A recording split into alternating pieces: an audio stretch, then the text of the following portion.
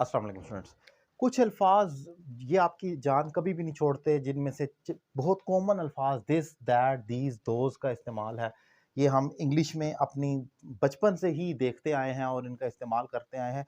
इनको ग्रामेटिकली आप demonstrative pronoun कहते हैं। डेमोस्ट्रेटिव प्रोनाउन, अच्छा ये डेमोस्ट्रेटिव एडजेक्टिव भी हो सकते हैं। मैं बल्कि लिख देता हूँ कि डेमोस्ट्रेटिव, और इसमें आप ये देख लें कि ये एडजेक्टिव भी हो सकते हैं। अब दोनों में क्या फ़र्क है, ये क्या हो सकते हैं, ज़रा देख लें। पहले तो ये याद रखें कि दिस एक है और दिस का जो प्लूरल होता है वो दीज होता है। दिस का मतलब है ये कोई चीज़ जो सामने पड़ी है, और अगर कोई चीज़ जो सामने पड़ी है उसकी तादाद ज़्यादा है तो दिस नहीं, फिर मैं दीज कहूँगा, तो ये दीज हो गया। और फिर दैट का मतलब है वो, और दो वो की जमा।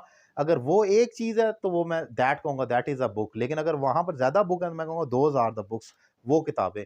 तो ज़्यादा को दूर इशारा करना हो तो दोज कहलाता है। तो ये अल्फाज का मैंने बता दिया। लफ्ज़ एक ही है, सिंगुलर प्लूरल का फ़र्क है। असल में दिस और दैट हम सीख रहे हैं, आगे दीज और दोस्त उसका प्लूरल ही है।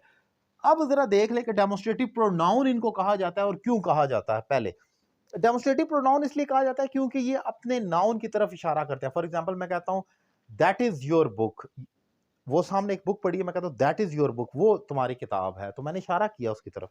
मैं कह रहा हूँ वो तुम्हारी किताब है। और अगर वो सामने पड़ी है तो मैं कहूँगा दिस इज़ माय बुक, ये जो मेरे सामने पड़ी है, तो उसके लिए मैं दिस कहूँगा। और अगर वहाँ पर ज़्यादा बुक्स हैं तो मैंने इशारा करना है। तो आप देख रहे हैं कि ये अपने नाउन की तरफ इशारा करता है। वो बुक एक नाउन है, कॉमन नाउन है, उसकी तरफ इशारा करने के लिए मैं कहूँगा दैट इज़ योर बुक, या दैट इज़ माय बुक, वो मेरी किताब है, या दिस इज़ माय बुक, इशारा कर रहा हूँ। और फिर उसी तरीके से प्लूरल हो जाएगा उसका, तो वो दीज और दोज हो जाएगा। तो ये अपने नाउन या प्रोनाउन की तरफ इशारा करते हैं। लेकिन अगर ये नाउन के साथ जुड़कर आए तो फिर ये नाउन की तरफ इशारा नहीं करते, बल्कि मलकियत को शो करते हैं। फॉर एग्जाम्पल अगर मैं कहूं दैट बुक,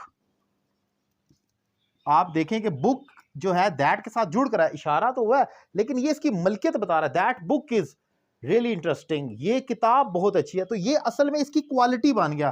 तो ये हमारा डेमोस्ट्रेटिव एडजेक्टिव बन जाएगा, दैट बुक।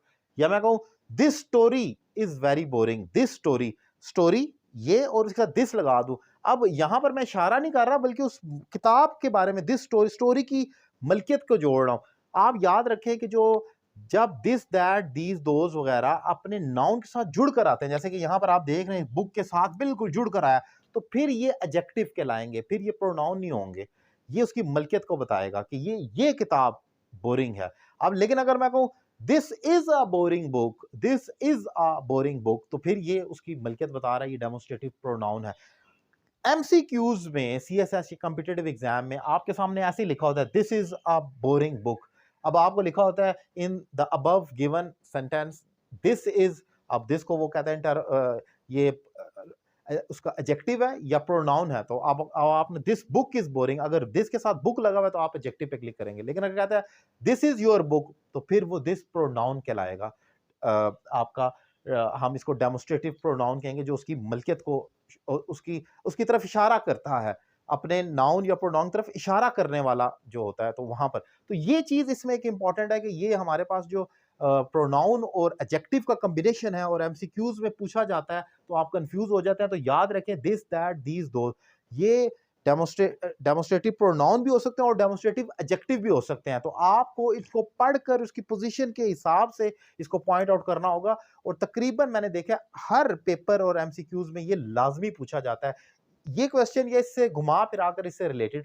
तो इसको सॉल्व करें, और फिर भी कोई कंफ्यूजन हो तो आप कमेंट बॉक्स में मुझसे पूछ सकते हैं। और अगर आप मुझसे ऑनलाइन इंग्लिश लैंग्वेज कोर्स करना चाह रहे हैं तो मेरा नंबर आपकी स्क्रीन पर मौजूद है, आप एक रीजनेबल फी पे करके मुझे ज्वाइन कर सकते हैं। Thank you very much.